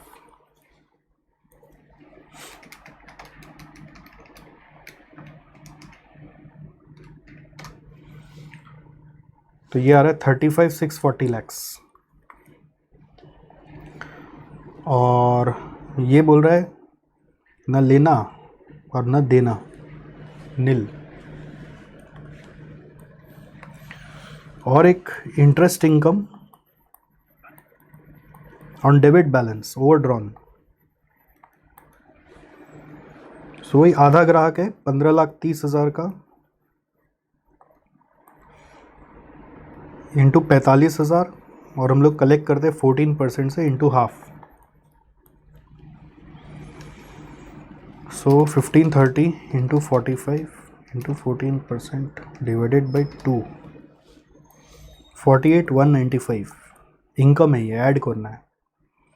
इधर है 1980 का इंटू 45 इंटू 14%, ही है 14% को छेड़ा नहीं आंसर, इंटू हाफ,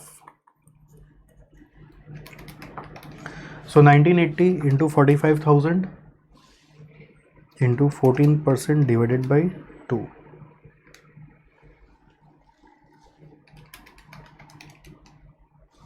62,370।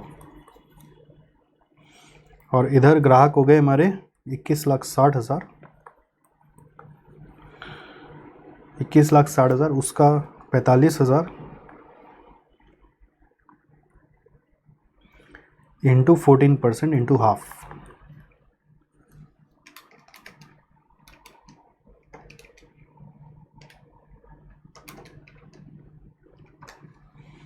तो ये आ रहा है 68,040।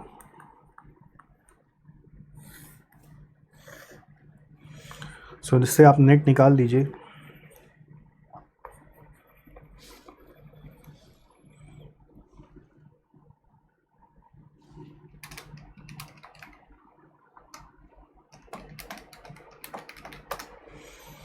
ये आ रहा है 81,243,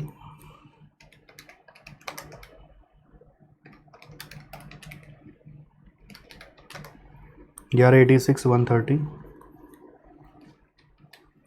और ये आ रहा है 68,040।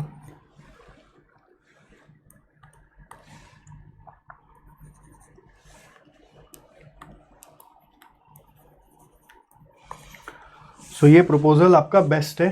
सो आपको एक थोड़ा सा एनालिसिस में कमेंट लिख देना चाहिए कि MDCB शुड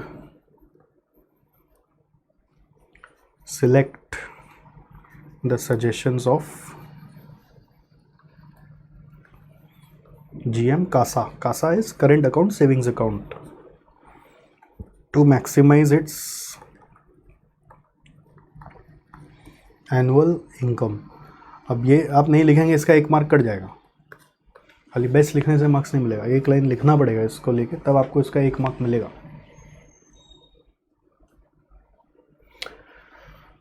हुआ, चलो इजी क्वेश्चन था। मैं नॉर्मली क्लास में क्या बोलता हूँ, देख ले हॉबे, देख ले हॉबे, खाली देखते रहेंगे और देखा देखी लिख लेंगे तो थोड़ी होगा, अपने आप करना पड़ेगा।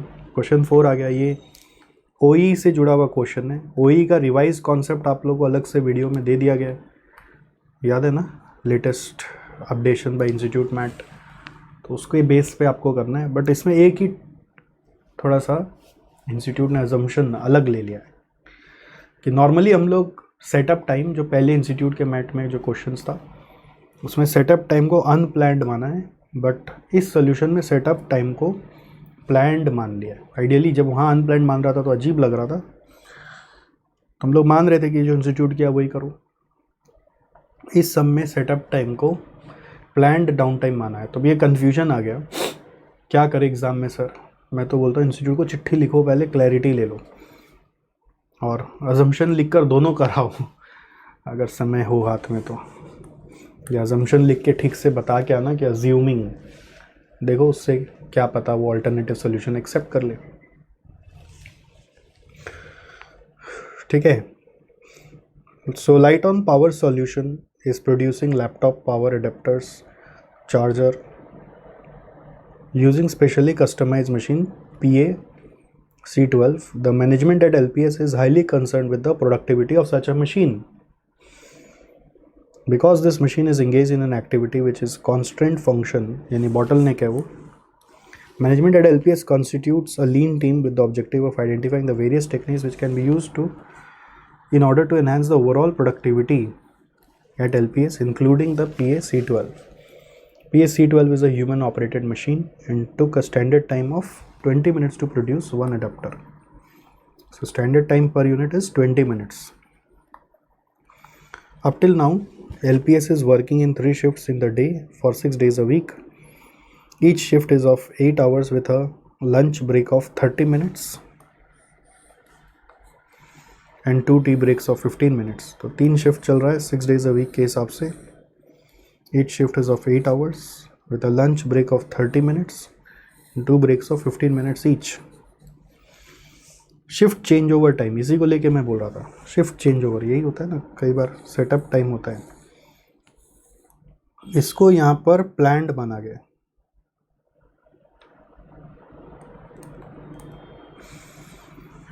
is 30 minutes per shift, then preventive maintenance time per shift is 10 minutes, ये भी planned ही होगा।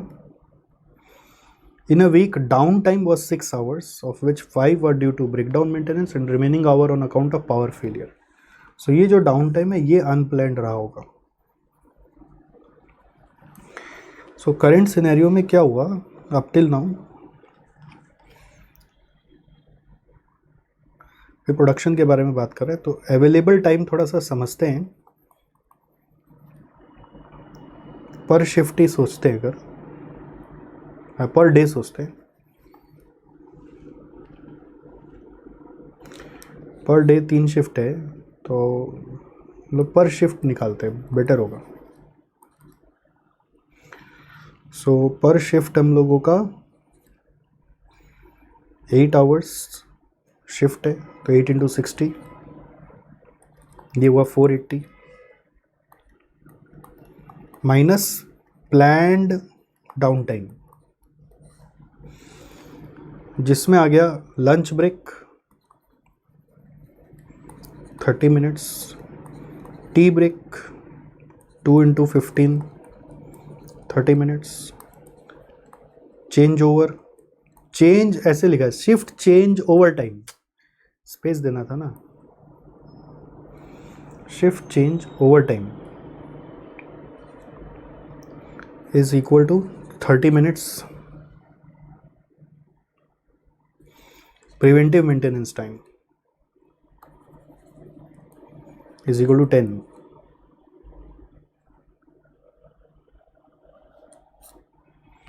ठीक है, तो ये आ रहा है 380 मिनट्स। Okay, per shift. तो प्रोडक्शन अगर पर शिफ्ट दिया हो तो इजी रहेगा वर्किंग करना। प्रोडक्शन दिया हुआ है, देखो पूरा वीक में कितना अडेप्टर्स बना था, तो पूरा वीक का निकाल लेते हैं। नंबर ऑफ शिफ्ट्स कितना होगा,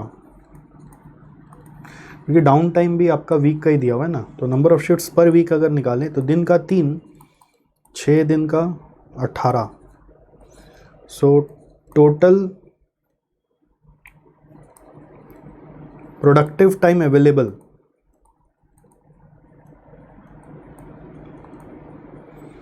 दिस इज 380 इंटू 18। मेरे हिसाब से बस यहीं पे अपना लुटिया डूब जाता। 3 इंटू 18 6840।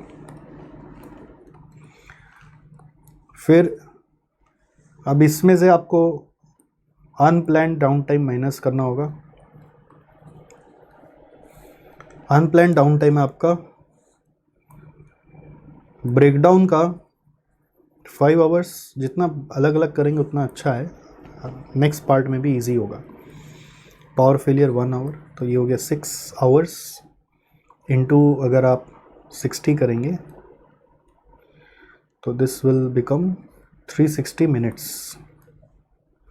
तो इसमें से अगर हम 360 माइनस कर दें तो एक्चुअल प्रोडक्टिव टाइम आ रहा है हमारे पास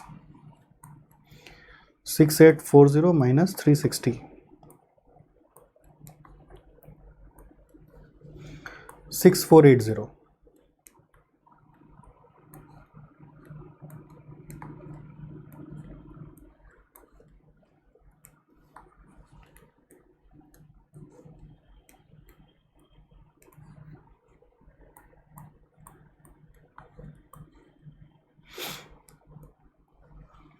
ठीक है, सो यही खाली मेन वर्किंग होता है। जो अमेंडमेंट भी था अभी ओई का कॉन्सेप्ट में, वो यही था। अगर आपने वो अमेंडमेंट नहीं देखा तो यहाँ पे समझ गया।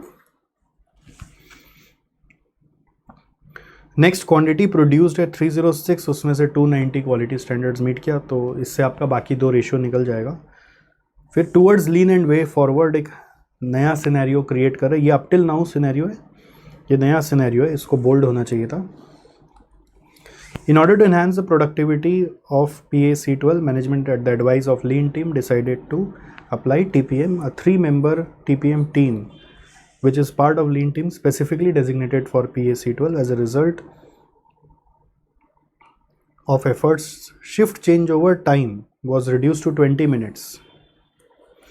Preventive time was increased by 5 minutes. This resulted in a reduction of 4 hours in breakdown. On a weekly basis, worker agreed to the arrangement of reduction of 5 minutes in each of tea break and extending the lunch break to 35 minutes. Management is positive with the improving culture but anxious to know the benefit out of TPM implementation and its performance in terms of improvement in productivity. Performance माने OE निकालना पड़ेगा। TPM team, which is responsible for productivity of PA-C12, identified that in the recent week post implementation of TPM, 320 adapters were produced, out of which 304 passed the quality check. तो ये week का production दिया हुआ है।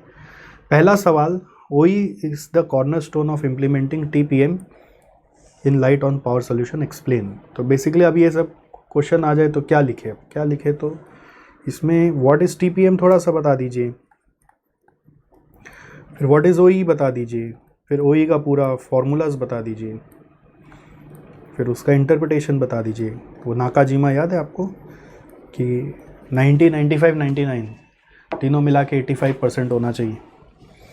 तो ये आपका part 1 हो गया, इससे पार्ट 1 आ जाएगा।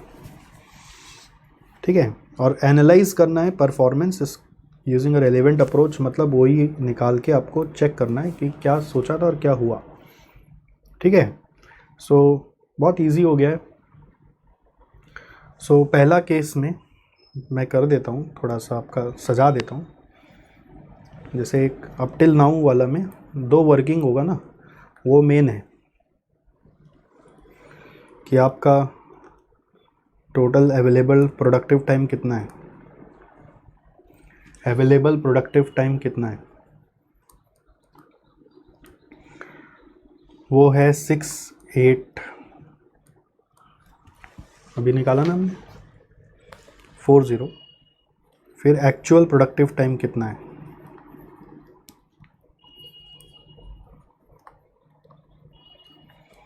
सिक्स 480 है।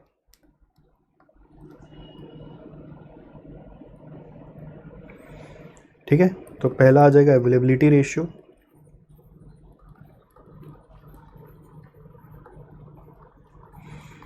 Six 480 by 6840, 94.74। दूसरा आएगा performance ratio, standard time for actual output produced. Actual output produced है हमारा करंट में 306 और एक यूनिट को बनाने के लगता है 20 minutes. 306 into 20 divided by actual productive time which is 6480। तो 306 इंटू 20 डिवाइडेड बाई 6480 इज 94.44। तीसरा होता है quality ratio. Quality ratio is good units by defective units. तो good units by total units. Good units is 290, total units is 306। 290 by 306 ये आ रहा है 94.77। तीनों मिला के OE आ जाएगा इंटू 94.44 इंटू 94.74, 84.79% आ रहा है। ठीक है, और आफ्टर TPM पहला केस आ रहा है कि आपका टोटल प्रोडक्टिव टाइम अवेलेबल क्या होगा। प्रोडक्टिव टाइम अवेलेबल, नाम आप चाहे जो लिख दीजिए, निकालना यही है। प्रोडक्टिव टाइम अवेलेबल क्या होगा, उसको प्लान्ड टाइम भी बोल दीजिए आप, कोई प्रॉब्लम नहीं है।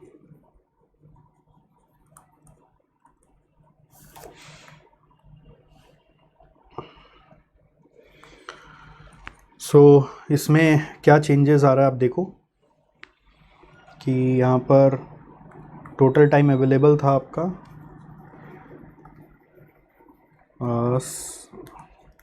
16 to 8 480 था ना पर शिफ्ट ही, अगर हम सोच रहे हैं हमें डिडक्ट करना है लेस प्लान्ड डाउन टाइम। सो प्लान्ड डाउन टाइम में पहले मेरा था लंच, तो लंच बढ़ गया 5 मिनट से, लंच हो गया 35 मिनट्स का। टी ब्रेक घटा दिया है 5 मिनट से, तो 10 इंटू 2 हो गया 20। और क्या था, चेंज ओवर टाइम 30 से 20 हो गया। जापानीज़ इस पे बहुत काम करते थे, आपको याद है। चेंज ओवर टाइम 30 से 20 हो गया। और क्या था, प्रिवेंटिव मेंटेनेंस था।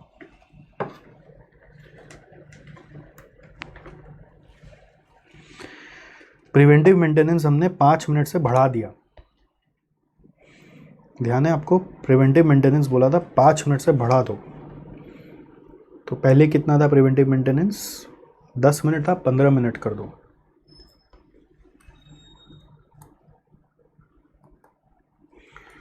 सो ये नेट क्या आ रहा है, 35 20 20 15 माइनस 480 करके 390 आ रहा है।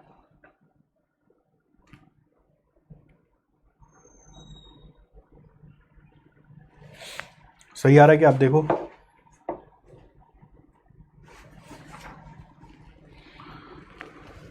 ठीक है। फिर आपका सेकंड वर्किंग होगा actual productive time.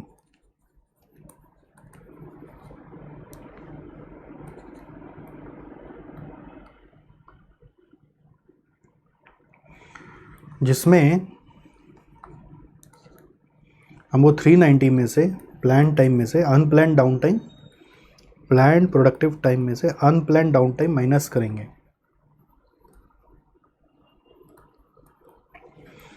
Unplanned down time क्या है हमारा, जैसे एक ब्रेकडाउन था जिसको बोला रिड्यूस बाय 4 आवर्स, तो 5 से 4 हो गया, तो 1 आवर हो गया, 1 इंटू 60 मिनट्स। बट आपको याद है क्या, अच्छा इसको थोड़ा सा हम लोग को मेरा छूट गया, इसको अगर हम पर वीक ले आए तो इंटू 18 शिफ्ट्स करना पड़ेगा ना।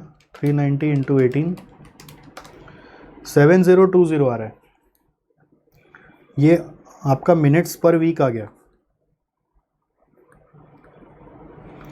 तो यहाँ पे भी इंटू 18 से ही करना था 7020,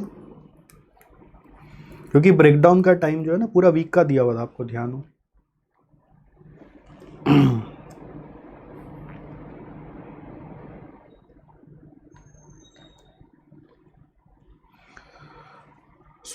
ये हमारा 60 हो गया। और पावर फेलियर के लिए क्वेश्चन में कुछ बोला नहीं है, तो वो वही रह गया होगा 1 × 60, वापस 60 आ गया।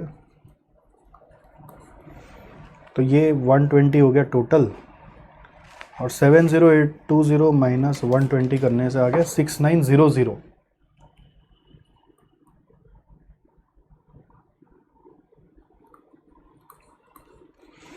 ठीक है,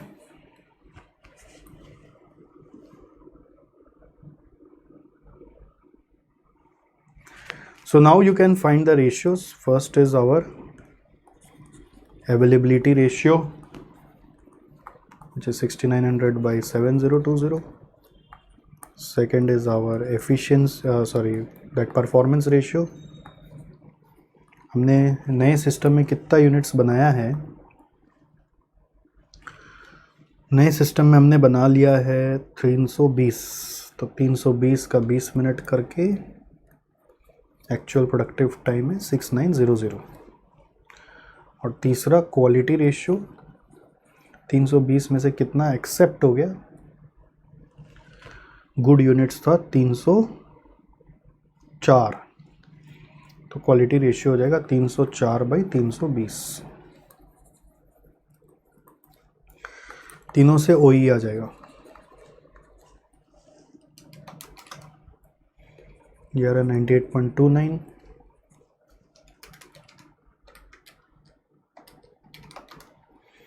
ये 92.75,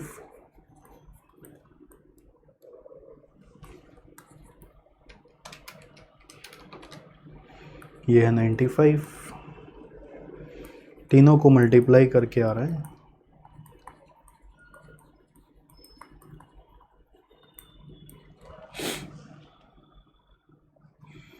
86.61। 85% एंड अबव है, मतलब वर्ल्ड क्लास परफॉर्मेंस है।